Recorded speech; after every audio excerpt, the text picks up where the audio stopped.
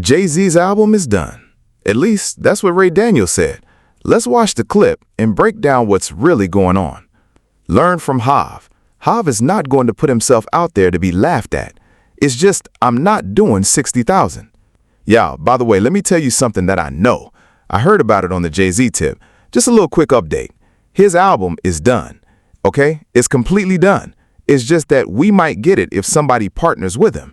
If nobody partners with him, it's not coming. Interesting. He's not playing about his brand. You cannot play about your brand. You said this like a month ago. Yeah, you can.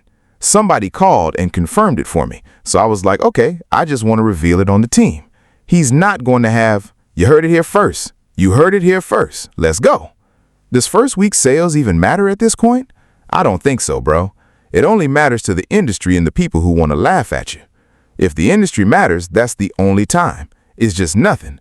Because back in the day, if you didn't sell a certain amount, you were dropped immediately. You were done. You didn't answer your phone. Hell no.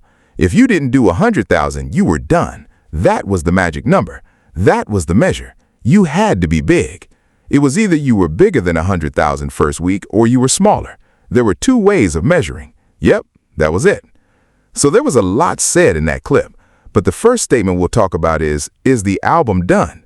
Now, Ray Daniels says he heard it from a good source, but Roc Nation went online and basically said, album done? Fake news.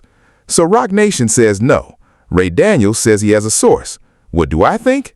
Because you're watching my video, I'll tell you. Is Jay-Z working on a project? 1,000,000% I believe that. Is the album done? I don't think so. I think he has a lot to work on. He hasn't rapped in a while, and you can see when he was on stage, he's still getting his feet wet. It's been a little while since he's been on that stage. And he hasn't released an album since 2017 with 444. So if he's going to release a project, it has to be quality. He has to be given his best performance, because even though Jay-Z is an elder statesman in hip-hop, social media is cruel. The world is cruel. His PR and his image are not in the best place. So he really has to deliver a quality project because people are going to say negative things about it, even if the music is good. Sounds good, doesn't it? That's just a portion of a 3-minute commercial that aired last night's NBA Finals promoting Jay-Z's upcoming release, Magna Carta Holy Grail. Samsung is going to give away 1 million copies to Galaxy phone users before the rest of us can buy it on July 4th. So Krista Smith joins us from LA. She's the West Coast editor at Vanity Fair. My little old iPhone is no good when it comes to this.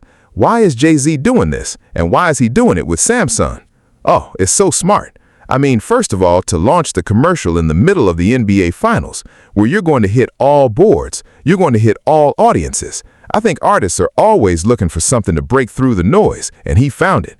I mean, it's two huge brands, Jay-Z and Samsung joining together. It's like the Big Bang. It's great.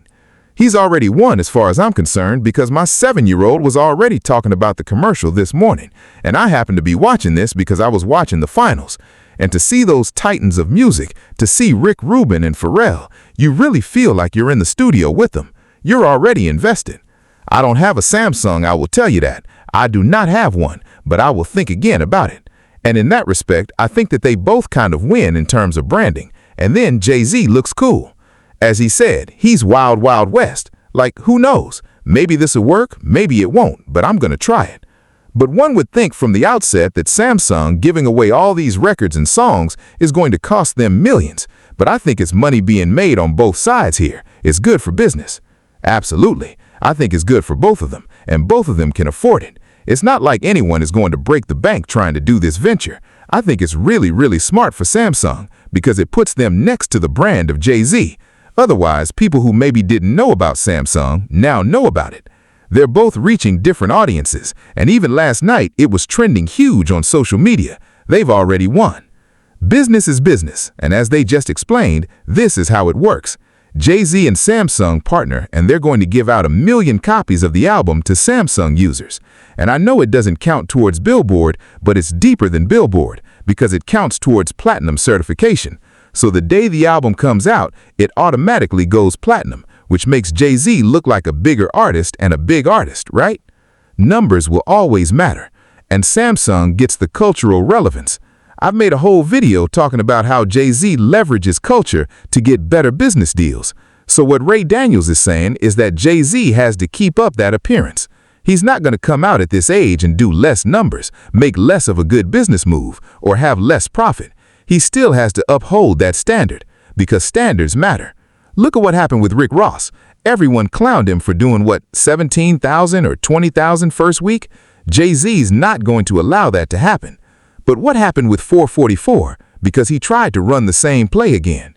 When it came down to 444, Jay-Z partnered with Sprint to give away the album, so he ran the same play. Sprint sponsored free access to 444 as a way to get customers. Some people would really switch their phone service in order to get early access to the album. Real business, real value, brand association. Remember, title, tech, Sprint, all of those things are tied in together. But when Jay-Z did this, it did not count towards Billboard because it was given away. In order for something to count towards Billboard, it has to be an actual sale. Free downloads do not qualify for the charts. But what they do qualify for is that platinum certification from the RIAA. So history tells us Jay-Z will likely partner with someone to put his next project out. Will it be Block? He does sit on the board there. I could easily see something through Cash App or some sort of transaction where if you make a set number of transactions, you'll get the album for free. I could see it being a direct-to-consumer type of thing. Maybe they're going to, obviously, he's under S. Carter with Roc Nation distribution, so we know that's how the album is going to come out.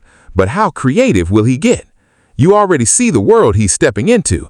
He's going on this stadium tour through a few cities, Paris, Los Angeles, and New York at Yankee Stadium. So we know he's gearing up to do something, but what will it look like? Is he going to do the same playbook he's been running, or is he going to try to spice it up a bit to keep up with what's going on in current music?